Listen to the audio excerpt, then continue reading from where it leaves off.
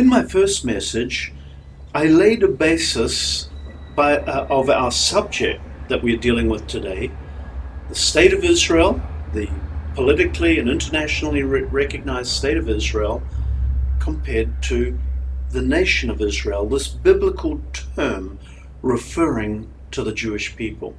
And I said that was so important for us, first of all, in order to lay foundations correctly, we needed to define our terms. So, what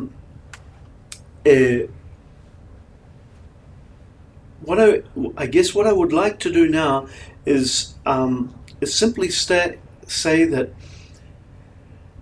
this issue of state and the challenges that we face here in Israel between our ethnic and religious groups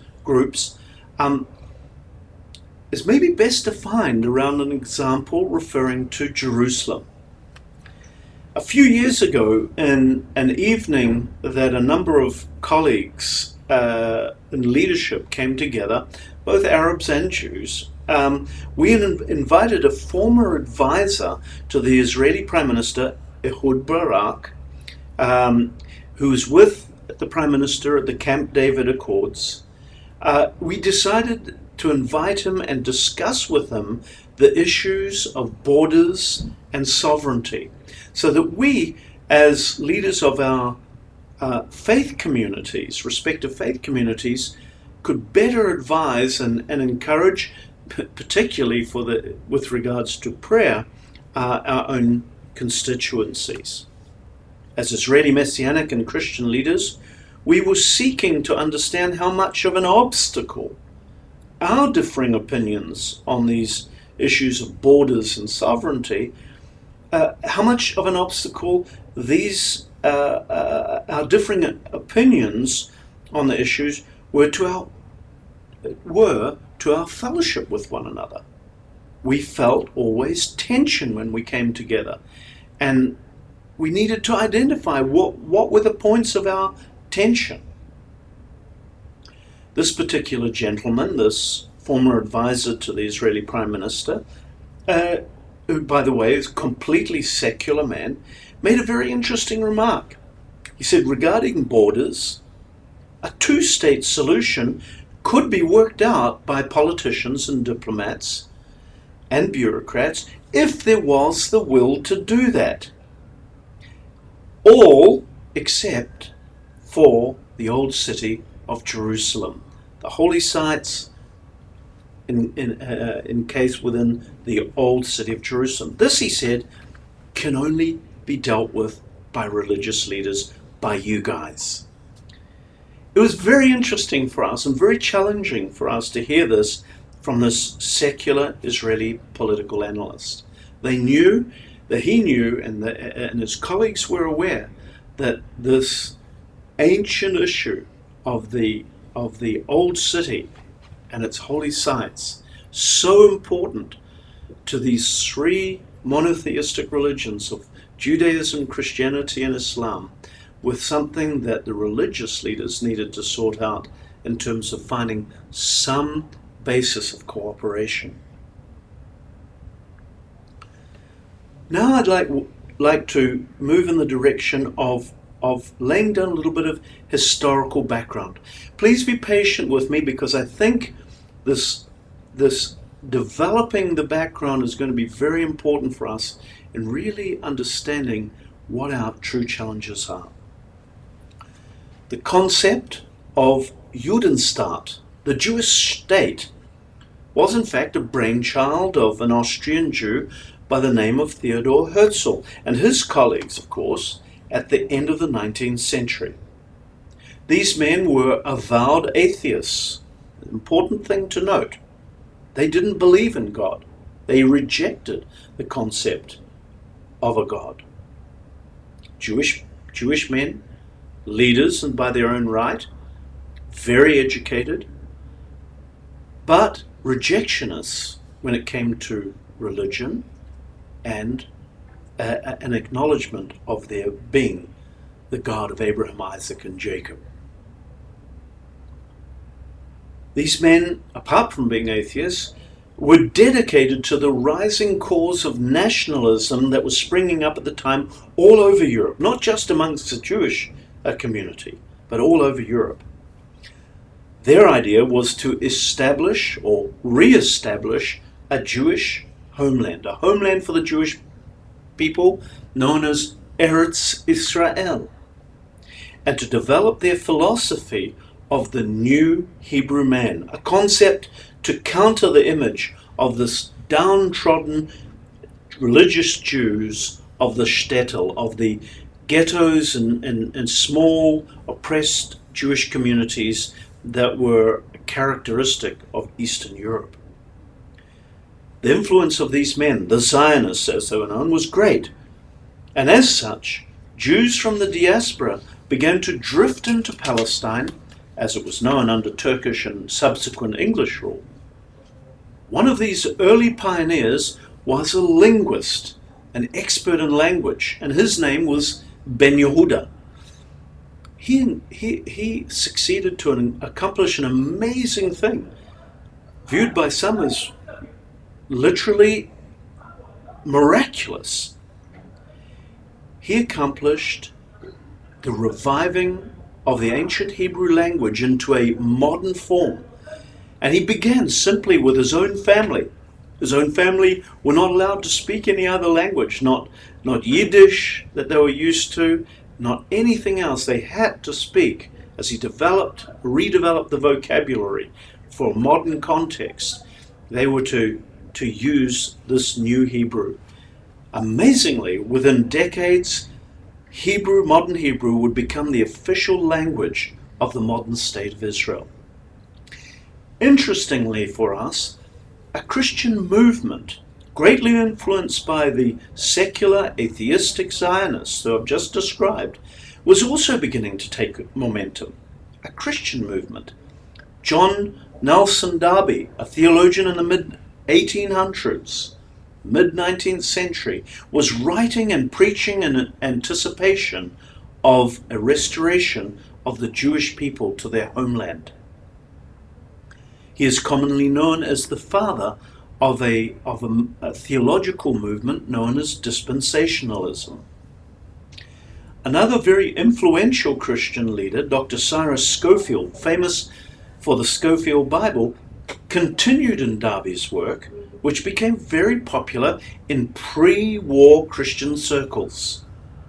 Major emphasis in the teaching was the anticipation of a homeland for the Jews as a sign from God that all was being restored in anticipation of Messiah's return.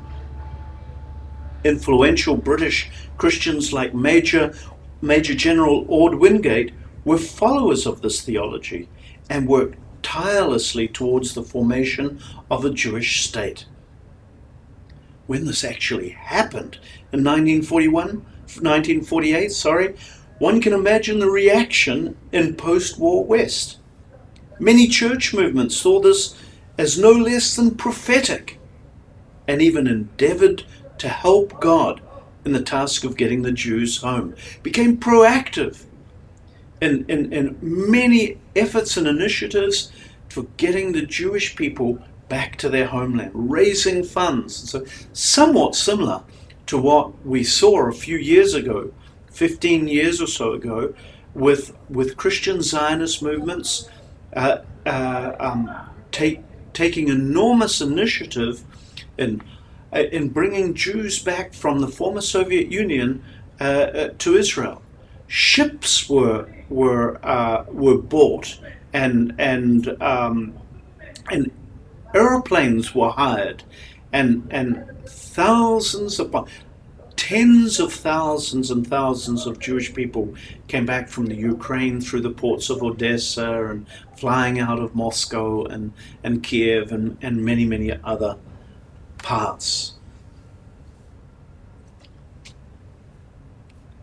What is interesting for us to know that in these early days, as the early Christian Zionists were also beginning to take momentum and help with the Zionist, secular Zionist efforts in bringing Jewish people back to their homeland, in the meantime, a large Arab Christian population in the Holy Land was largely forgotten by the Christian West, despite the fact of their Christian faith that they had in common. They were forgotten, and the first stages of their displacement and marginalization began. We have beloved Arab brothers and sisters in Messiah who are very close friends and colleagues whose families at this time, and during the years of the establishment of the State of Israel, lost everything and were forced to relocate and start a new life elsewhere. This was something that, as we began within our own community, Messianic Jewish community, as these relationships began to develop over the years, relationships of trust, relationships that involve being proactive and many projects and efforts, whether they be through evangelism or evangelization of our respective communities, whether it's within youth work, efforts of youth work, whether it is in many other projects that we've shared in common over the years, we develop personal relationships. And as the trust rises, also we began to share some of the difficult things we carry, the painful areas of our hearts. One particular colleague and his wife have shared with me recently a beautiful story, tragic, but with a wonderful sense of beauty in it. They were, their family were residents of the city of Beit Shan in the heart of the Jordan Valley. And as the years approaching Israel's formation and declaration as a state, 1948, the Jewish militias who were defending and fighting for this formation to occur, they came into the area of Beit Shan, and as the fighting developed around, they came into the town and announced to everybody that the city of Beit Shan would have to, this is a very ancient city, as you know from your Bibles, would have to be evacuated. It was a Jewish city. I beg your pardon. It was an Arab city, and so it would have to be evacuated. So, in fact, it's one particular family I'm speaking about. There were 8 brothers and sisters, and they were given an hour, 2 hours maximum to gather whatever belongings they could, and then to get on to transport. And those that were Christians were to be transferred to the city of Nazareth, and those who were Muslims from the city were transferred across the Jordan River into the state which became Jordan today. One of is a tragic thing, and interestingly enough, this family until today have never, or particular individual I'm speaking of, has never actually been back to Beit Shan to see where her family comes from, and it's just the tragedy of it. The beauty of it was that the grandfather, who was the father of the home at that time with his 8 children, was a fine Christian, and he taught his children that despite the tragedy, that it was so important to forgive and to move on and to make a new life. And this was something that he spoke about over and over and instilled in the hearts of his kids. Until this day, that family, despite the pain that they recognize, the displacement they recognize, the marginalization they suffer from, they understand that God's plan for them is greater, and God's plan for the Jewish people was greater than their own pain. So they made choices to forgive, and they made choices to link in full fellowship with their Jewish brothers and sisters who at times are less sensitive and less understanding of their plight and the pain that they would carry. And yet this fellowship occurs, and today we see enormous fruit from the decisions made by that Christian family. And this is one example of so many. And today, where we are doing projects together, working together, where our children from both communities enjoy fellowship life and camps and missions abroad as a result of that decision to forgive and see God's greater good. At this point, I'm going to break again, and then we will begin in the next message to define more clearly this term nation of Israel, the Jewish people. God bless you. Stay with us as we continue to unpack this very important subject.